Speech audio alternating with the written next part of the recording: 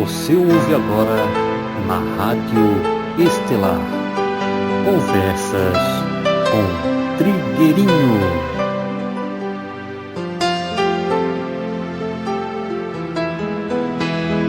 A pessoa pergunta: o que é a alma do mundo?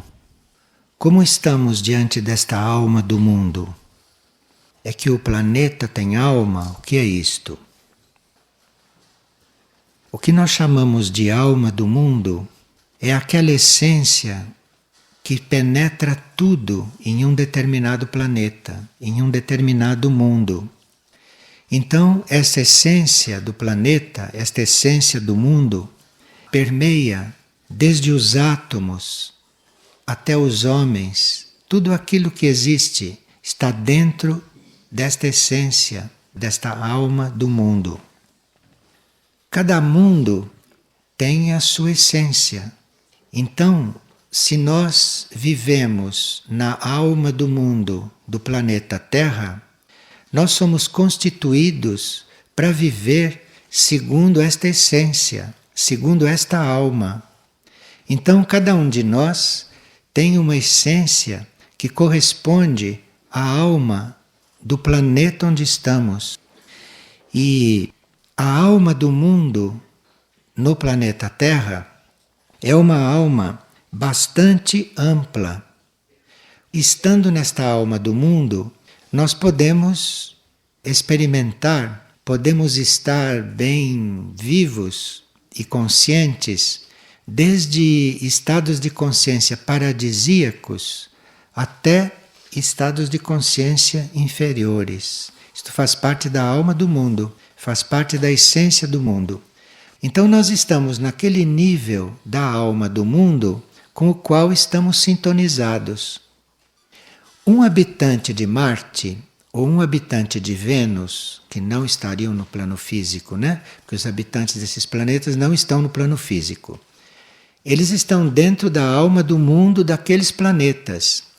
Então, um habitante de Marte não tem paraíso, não tem inferno, não tem purgatório, porque a alma daquele mundo é outra. Então lá não tem isto, este estado. Lá terá um estado correspondente à alma do mundo daquele planeta. Você precisa trocar a substância para poder viver em um outro planeta. Agora, aqui no planeta Terra, nós, como espírito, como mônadas, somos aquilo que somos. Mas quando surge a nossa alma, quando a nossa alma acontece, naquela transição do reino animal para o reino humano, surge a alma. Quando a nossa alma acontece, esta alma é feita com a substância da alma do mundo. Por isso que se diz que a alma precisa ser salva. Porque a alma é feita de uma substância, não de um planeta sagrado, compreende? Então nós não podemos nos confundir com isto. Nós, como indivíduos, somos a nossa mônada, somos o nosso espírito. Como alma, nós somos um núcleo de consciência feito com elementos da aura deste mundo, feito com elementos da alma do mundo. Por isso é que a alma precisa ser salva. Porque o planeta Terra não é um mundo iniciado, não é um mundo evoluído. O planeta Terra é um mundo em evolução. Então, a substância da nossa alma, esse nosso núcleo de consciência, precisa ser salvo, precisa ser elevado. Ele tem que chegar a regenerar a sua substância para que ele seja integrado no nosso espírito. Isto é uma visão do processo da alma, do processo do eu superior. Porque o eu superior nasce a uma certa altura, né? Nós não tínhamos o eu superior desde o princípio. Como animais, nós não tínhamos ainda o eu superior. O eu superior nasce com o material da alma do mundo, em que a mônada está encarnada. Então a mônada tem muito trabalho com essa alma. É preciso regenerar os elementos desta alma. Por isso é que se usa a expressão salvar a alma. Pois não. E a substância da mônada? A substância da mônada é cósmica. A substância da mônada é cósmica. É outra substância. Então a mônada encarna na matéria e a uma certa altura surge esse núcleo que é a alma. Este núcleo não é só substância da mônada. Este núcleo é substância do mundo em que a mônada está encarnada, em que a mônada está projetada. Pois não.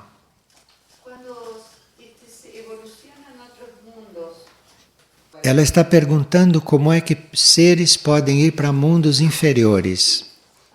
Isto não quer dizer mundos inferiores, quer dizer planos inferiores deste mundo. Viu? Neste mundo existe desde os planos superiores até os planos inferiores.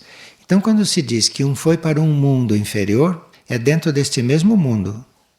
É um plano deste mesmo mundo. Mas tudo isso está sendo dito porque esta alma, este eu superior, ele nasce no reino animal ou na passagem do reino animal para o reino humano. Ele é uma substância desse mundo e para nós irmos desenvolvendo já contatos extraplanetários, nós precisamos ir ingressando naquilo que se chama de vida incorpórea ou de vida imaterial ou de vida inanimada em certos casos. Isto é possível na evolução humana. Então nós como seres humanos podemos viver no corpo, podemos viver na terra, mas temos uma possibilidade de viver em outros mundos, desde que a nossa alma já tenha evoluído, já tenha sido absorvida, e nós então podemos estar numa vida incorpórea. Agora, vida imaterial, que é uma que nós somos convidados a fazer, não? Vocês viram no livro Na Hora do Resgate, quanto nos Segredos Desvelados e quanto no livro Tempo de Retiro e Tempo de Vigília, vocês viram que nós podemos ir nos preparando para a vida imaterial, para a vida não material. Nós temos que fazer este preparo, que é uma vida em níveis de consciência, além desses níveis de consciência da nossa constituição. Porque nós vivemos nesta nossa constituição no plano físico cósmico. E nós temos que ir nos adaptando, temos que ir aspirando à vida imaterial, porque a vida imaterial é a vida além da nossa constituição. É para lá que nós vamos. E esta vida imaterial que nós podemos viver, mas não aqui no físico cósmico. A vida imaterial nossa é no plano astral cósmico, que é um outro plano de vida. E é no plano astral cósmico, isto é na vida imaterial, que nós começamos a desenvolver a consciência solar. É aí que nós começamos a desenvolver uma consciência além desta consciência terrestre. Você no plano físico terrestre, você no plano físico cósmico, que vai desde o físico até o plano divino nosso, você só pode desenvolver a consciência terrestre, muito evoluída até. Mas para você começar a desenvolver a consciência solar, você precisa estar vivendo a vida imaterial. Então por isso que as leis dizem, esteja no mundo sem ser do mundo. Lide com as coisas materiais como se elas não existissem. Porque nós precisamos ir nos preparando para a vida imaterial. Nós não podemos ficar sempre na vida material, porque a vida material significa apenas consciência terrestre. E o homem de hoje, a alma de hoje, ou o espírito de hoje, tem necessidade já de desenvolver vida que não seja material, porque o espírito tem necessidade de sentir a vida solar, de não estar restrito à vida no planeta Terra. E você, se não está buscando esta vida imaterial, você não consegue perceber esta vida solar. você fica sempre restrito à vida no planeta Terra. Quando nós começamos a fazer contatos com esta vida imaterial, que não é consciente isto, porque isto é uma vida num plano no qual nós não temos consciência, mas vivendo esta vida imaterial, ou algum nível nosso vivendo esta vida imaterial, isto vai refletir nos nossos planos materiais e vai trazer transformações consideráveis. Então, enquanto nós em algum nível não estivermos vivendo a vida imaterial, nós não podemos fazer transformações profundas. Nós só podemos fazer transformações de trocas, trocar um estado para o outro. Então você passa de um estado de calma para um estado de mais calma, para um estado de harmonia, mas você vai trocando um estado para o outro, você não se transforma realmente, você não muda de estado, você não se liberta desses estados. Você precisa sempre estar buscando a harmonia, buscando a beleza, você tem que estar sempre buscando essas coisas superiores. Para você começar a realmente fazer contato com isto é através da vida imaterial, porque só na vida imaterial é que isto realmente existe. Os nossos conceitos, todos eles, deveriam ser abandonados, porque senão nós não saímos da vida material. Isto é muito delicado, porque nós temos muitos conceitos que podem ser positivos, temos muitos conceitos que são muito construtivos, mas tudo isto é vida material.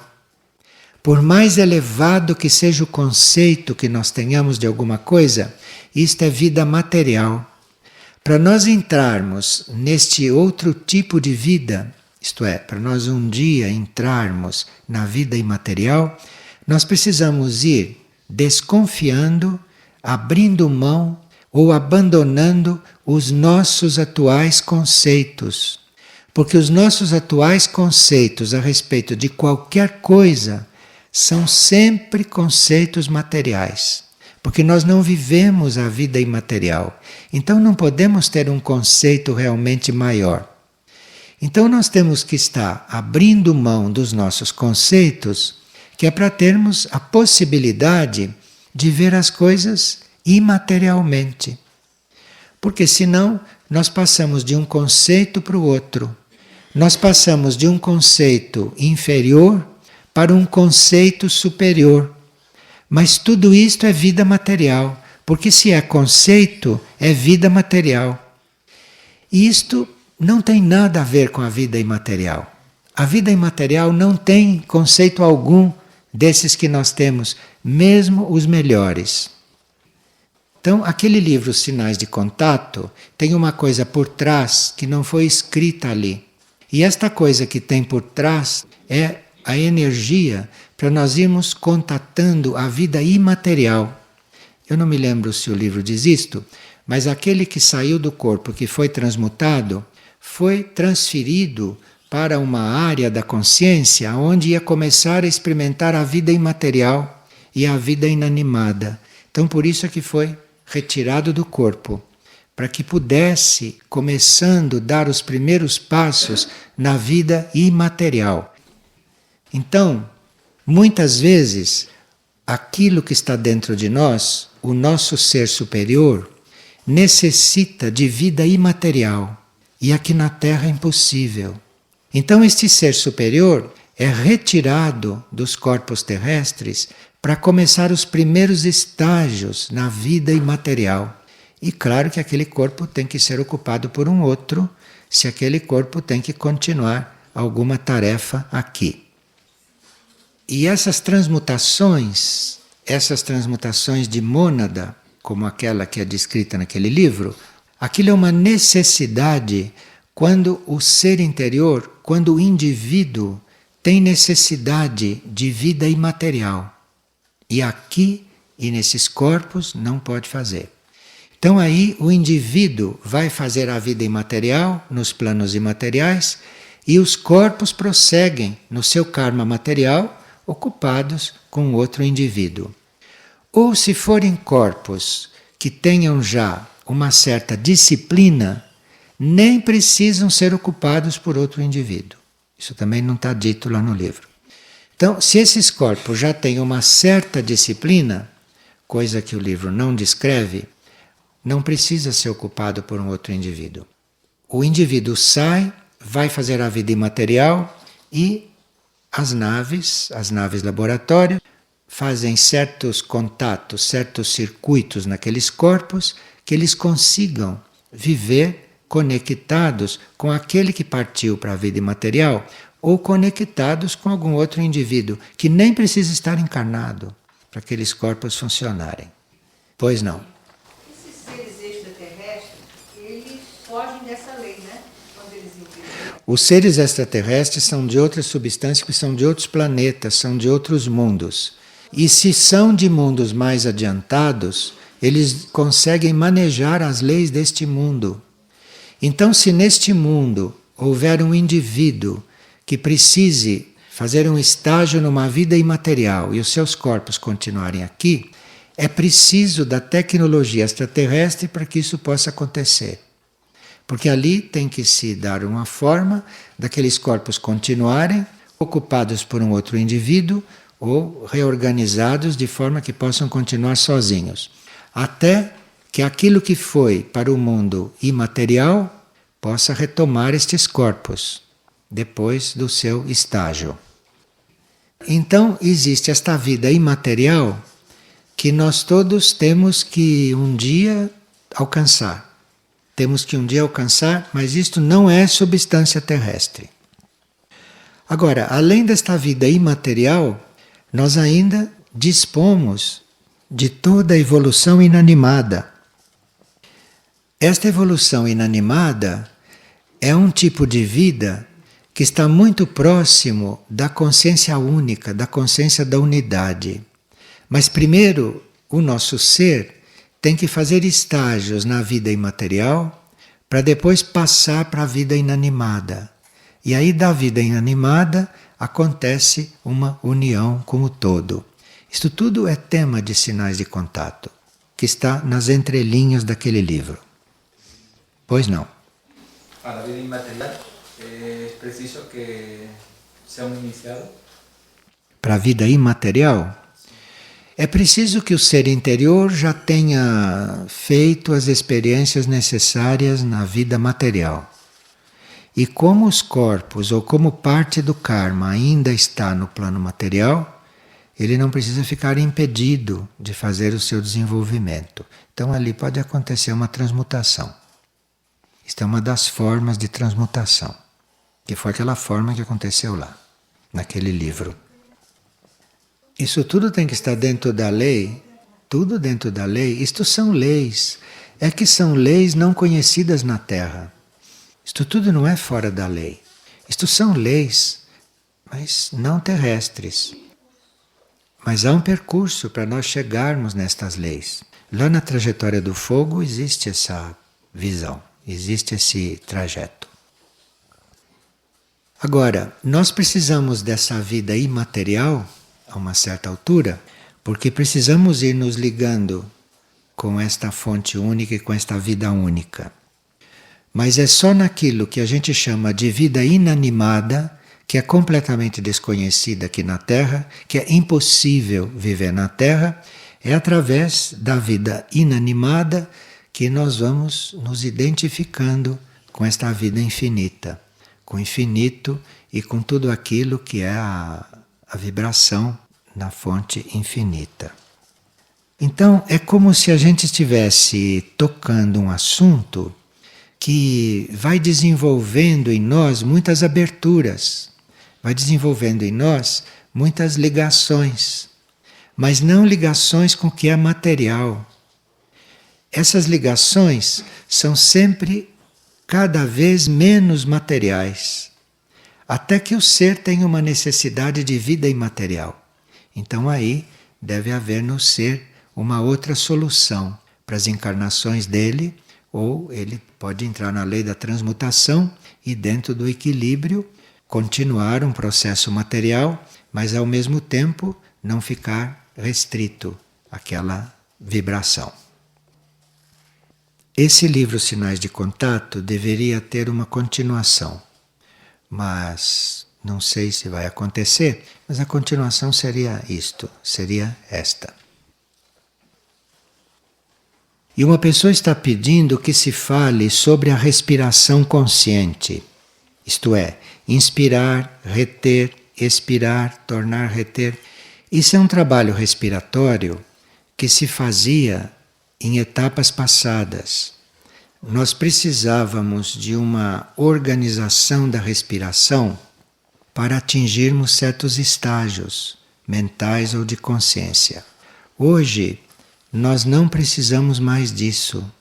Só quem não consegue ainda se introduzir no processo de hoje, que é um processo muito simples, feito na consciência, é que vai lançar mão de trabalhos respiratórios. Porque o trabalho respiratório hoje, como sempre, está ligado ao que nós pensamos. Então, se nós temos um pensamento positivo, se temos uma mente pacífica, se temos uma mente positiva, nós vamos respirar direito. Você não precisa nem pensar na respiração. Você tem que cuidar do seu pensamento. Se o seu pensamento é correto, se o seu pensamento é harmonioso, você vai respirar bem. Os defeitos de respiração ou os problemas respiratórios dizem respeito a coisas que não estão bem no pensamento. Então tem que ajustar o pensamento, tem que cuidar do pensamento e nem pensar na respiração. Agora, quando nós ainda não tínhamos capacidade de fazer isto e precisávamos de ser ajudados, então foram introduzidas as técnicas respiratórias no yoga. Foi introduzido o pranayama e todas as técnicas respiratórias, porque não tinha outra forma de chegar a não ser com a respiração material, a não ser cuidando de uma coisa material. Hoje você não precisa nem pensar na respiração. O que você precisa é cuidar do que está no seu pensamento. É do seu pensamento. Porque se o pensamento for bom, se o pensamento for puro, a respiração está correta.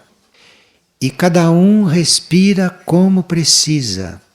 Tem seres que respiram tantas vezes por minuto, outros respiram menos vezes por minuto e estão certos os dois. Precisa estar respirando quantas vezes por minuto for necessário para arejar o cérebro, arejar a mente, para colocar oxigênio dentro do corpo. Mas tudo isso é regulado, não é pelo número de respirações. Isso é regulado pelo pensamento. Se o pensamento é simples, se o pensamento é tranquilo, se o pensamento é positivo, se o pensamento não é negativo, a respiração entra naturalmente no ritmo correto, no ritmo que o cérebro precisa para ser bem oxigenado, no ritmo que nós precisamos para aspirar tudo isso que o ar nos traz. Então, nós não podemos aqui estar falando sobre inspirar, reter, porque isto não é o trabalho mais hoje, a não ser para alguém que não consiga fazer este trabalho com o pensamento, isto aqui, não consiga colocar o pensamento num nível positivo, colocar o pensamento num nível de sanidade. Então ele tem que ser ajudado pela respiração para ter essa oxigenação correta. Mas se você tem um bom pensamento, se você tem um pensamento positivo, você pode esquecer respiração, que nunca vai ter falta de ar, nunca vai ter pressão alterada, nunca vai ter nada disto. É o pensamento que é o trabalho, hoje. Você precisa saber, durante a sua respiração, que entre uma coisa e outra tem um intervalo. E que naquele intervalo você consegue maior lucidez. Mas isto é outro trabalho, isto é outra coisa. Caso da asma. Caso da asma, pois é. É uma falta de respiro espiritual em vidas anteriores, porque ninguém fica asmático na mesma vida. A asma é uma coisa que teve origem em vidas anteriores.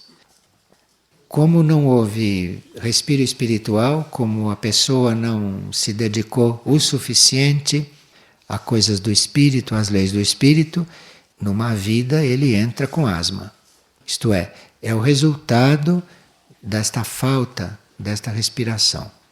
Então, o indivíduo que tem asma, ele tem que reencontrar os seus pontos espirituais, tem que se dedicar a eles, e não é verdade que a asma não tenha cura. A asma tem cura, desde que ele reverta o processo.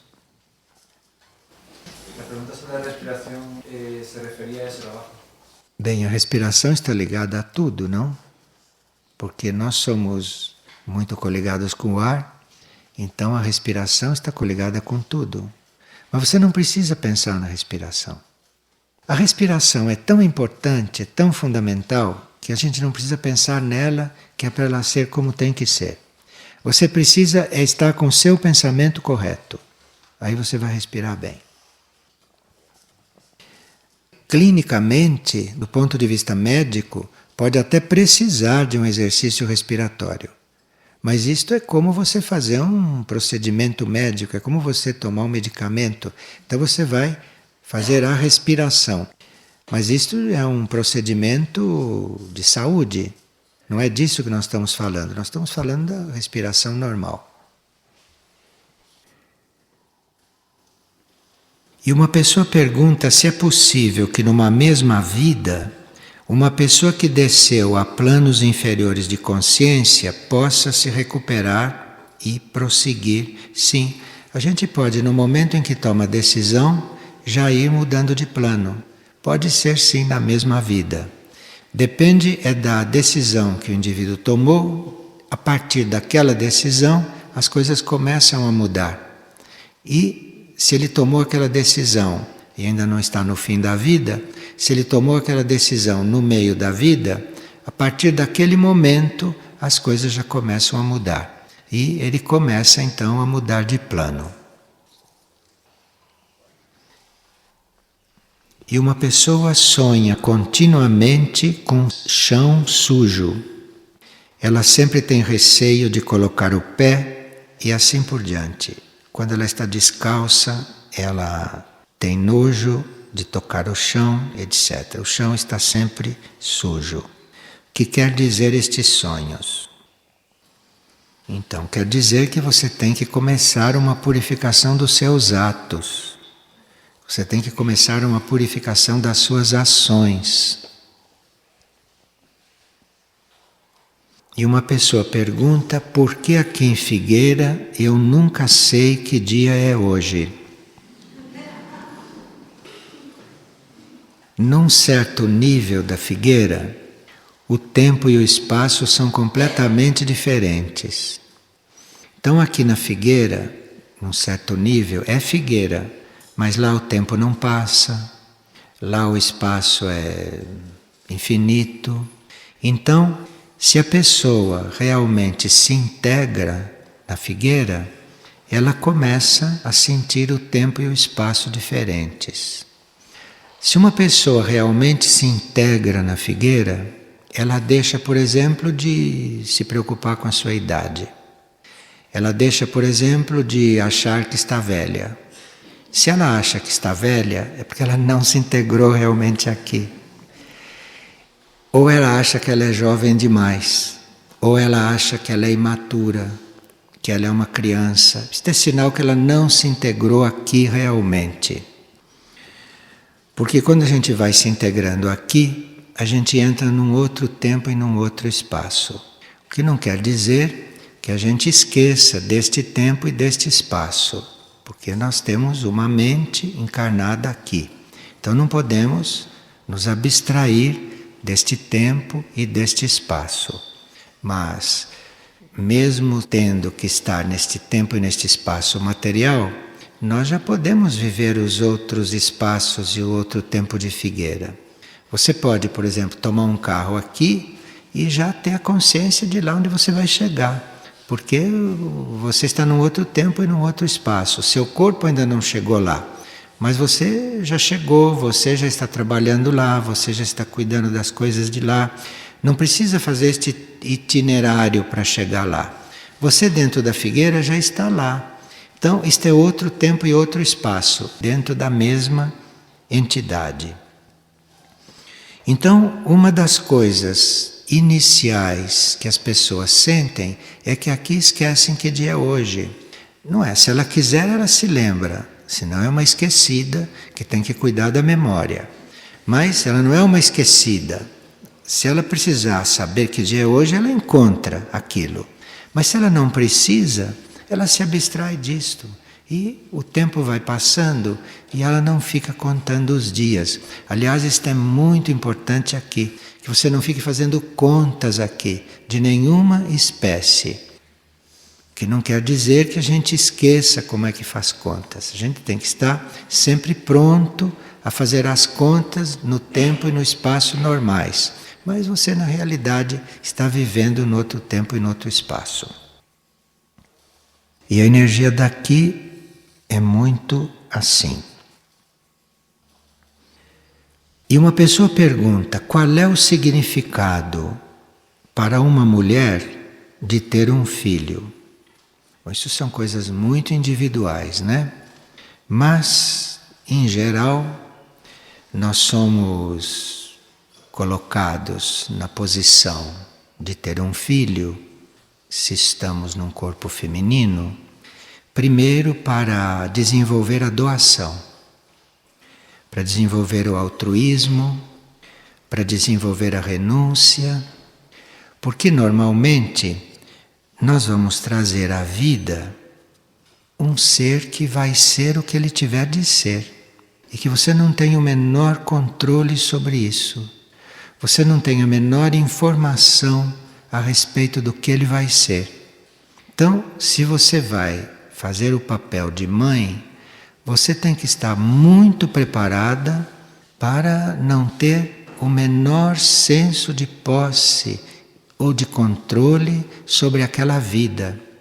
Porque você vai canalizar uma vida, você vai trazer uma vida que você em princípio não sabe nada a respeito daquela vida. Você não sabe nada a respeito daquilo e você, a única coisa que sabe é que você não pode determinar aquela vida, que aquela vida vai ser o que ela tiver de ser. E uma pessoa, para fazer isto, precisa ter já uma renúncia, um altruísmo, uma doação, uma liberdade em si muito trabalhada. Porque se ela não tiver esta liberdade nela, ela não vai liberar o filho nunca. Ela vai sempre manter o filho preso, quando ele não tem nada a ver com ela. Aquilo é outra vida, é outro caminho, é outra coisa. E como a humanidade não tem isso pronto, não tem isso preparado, nós nascemos no corpo de mulheres, temos filhos, procriamos para aprender isto. Porque através deste tipo de procriação, entre as mulheres, se aprende isto. Porque uma criatura que ainda não sabe que o outro é livre, então ela começa a ter encarnações como mãe para ela aprender que o filho é outra coisa. E nesta situação, e neste tirocínio, as almas aprendem muito. As almas aprendem a se desapegarem, a renunciar, a se doarem, porque está doando, inclusive, a sua parte material, está doando energia, está colocando a própria vida ali, numa coisa que vai ser o que tiver de ser. Quando as mulheres compreendem isto, não precisam mais ser mãe, porque já aprenderam, aí deixam essa tarefa para outras. Então, por isso que as mães não são completas, não são ótimas, porque são seres que estão aprendendo isto. E na hora que aprendem, acabou, não precisa mais. Já pode mudar de trabalho, já pode mudar de escola, aí não precisa mais. Embora alguém que já aprendeu isso possa ainda ter um filho. Então este filho é um privilegiado, porque nasceu de alguém que já compreendeu isto tudo. Mas isto é raro. Sim. Pode um filho ensinar a sua mãe a ter desapego? Ah, claro. Ela está sempre aprendendo, porque quando ele começa já a ser o que ele é um instrutor dela, naquele sentido. Nós somos instrutores uns dos outros. E uma pessoa, durante 3 noites seguidas, teve sonhos com roubo. À medida que ela tinha esses sonhos durante 3 noites, sempre que estava sendo roubada ou com coisas assim, enquanto estava desperta, ela nunca se sentiu tão tranquila. Então, as noites eram com sonhos agitados, mas de dia ela passou o tempo muito tranquila. E ela quer saber como pode acontecer isto.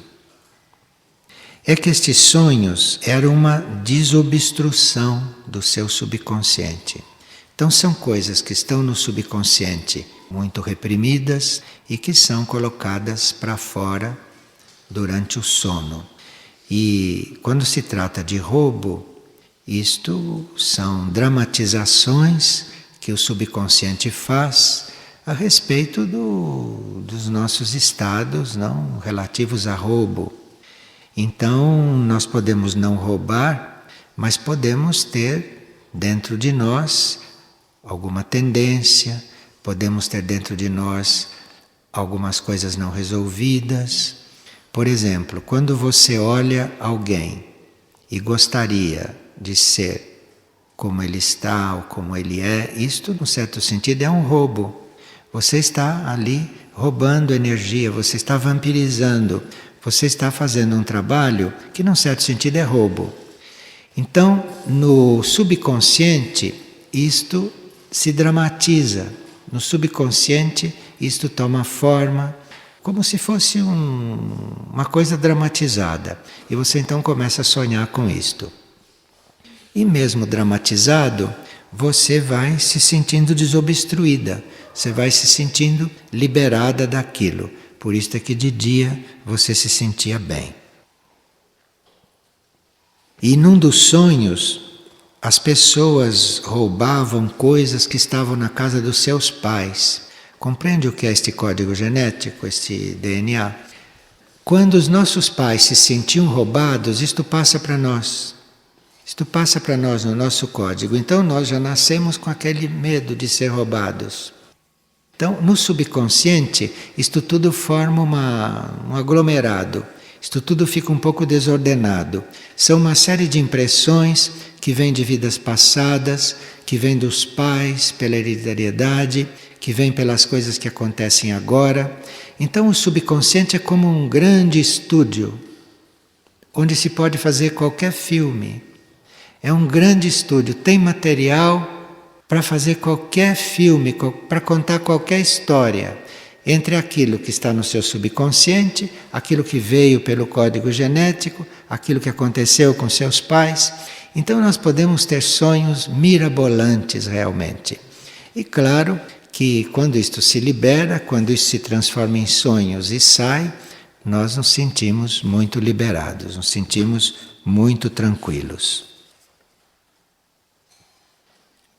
E uma pessoa diz que apesar de ir caminhando na sua vida de serviço, apesar de estudar, apesar de ser muito pontual no seu caminho espiritual, ela sente uma grande angústia, sente dúvidas, porque ela se sente incapaz de atingir o ponto que ela quer atingir. E o que fazer nesses momentos? Então, esta angústia é uma espécie de orgulho, é uma espécie de querer ser mais do que é. Porque se você está fazendo o caminho, você saiba que você está se trabalhando. Você se concentre, você se conscientize que está se trabalhando. É só isto. Agora, o que vai acontecendo, os resultados, isto tudo você entregue. O seu papel é ir se trabalhando, nada mais. Se você vai além disto, você começa a se complicar. Então, você tem que se trabalhar, só isto. Não tem que estar medindo, não tem que estar se julgando, não tem que querer outros resultados. você se ocupe de se trabalhar, nada mais. Esta pessoa é uma pessoa que lê, então em certos livros estão descritas as experiências místicas de outras pessoas. Os escritores válidos descrevem as próprias experiências místicas e descrevem o próprio caminho para nos ajudar, para nos estimular, para nos treinar, e não para que a gente fique querendo que as coisas aconteçam como aconteceu para eles. Então, a gente fica achando que precisa passar pela mesma experiência, que a gente precisa fazer o caminho como aquele fez. E não é assim. A vida destas criaturas nos é contada para a gente ter uma referência, mas não que a gente vá ser como eles foram e que as coisas vão acontecer como aconteceu com eles. Cada um tem um próprio caminho e há um que é totalmente interior, interno, do qual a personalidade não tem o menor conhecimento. Então, você teria que se trabalhar, você tem que se esforçar, tem que se purificar e nada mais. E deixar. Porque você não vai saber nunca em que ponto está. Você não vai saber nunca como é que estão as coisas dentro de você. Inútil querer saber porque não vai saber. A não ser que você crie isso com a imaginação e que com a imaginação fique tendo reações, fique tendo confirmações daquilo que você imaginou. Mas esse é outro mecanismo, isto não é realidade. O que está acontecendo realmente dentro de você como caminho, você não sabe, você não tem consciência. Então, quando você acha que está caminhando pouco ou acha que está caminhando muito, você está iludido, porque você nunca sabe a quantas andam estas coisas. Então, se você persiste no caminho, se você está caminhando, então está tudo bem. Não precisa mais do que isto. E a pessoa diz que, embora estudando e lendo e praticando, que ela não se lembra do que lê, que ela não memoriza o que lê. E ela então está muito preocupada com isto. É sinal que o que você está absorvendo está produzindo contatos internos, está trabalhando você internamente, está trabalhando você interiormente. E se você continua estudando, se esforçando, é porque as coisas estão acontecendo. O importante quando se lê um livro é a impressão que a gente recebe e o trabalho que aquela impressão fez dentro de nós. Então, se você é tocado por um trecho de um livro, se você é tocado, é importante aquele toque, é importante aquela impressão.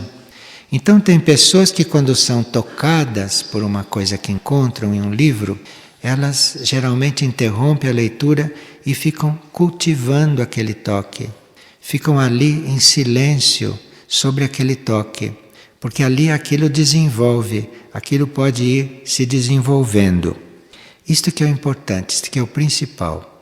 Agora, tem uns que rememoram, tem uns que sabem o que leram, sabem, memorizam, e outros que não. Mas o importante não é memorizar, o importante é realmente você ser tocado e acolher aquilo lá dentro e permitir que aquilo lá dentro desenvolva. Mas o que acontece lá dentro escapa completamente ao seu controle. E a sua memória lá não desce, sua memória não sabe o que está acontecendo lá. Então, memorização são coisas que alguns têm essa possibilidade e outros não.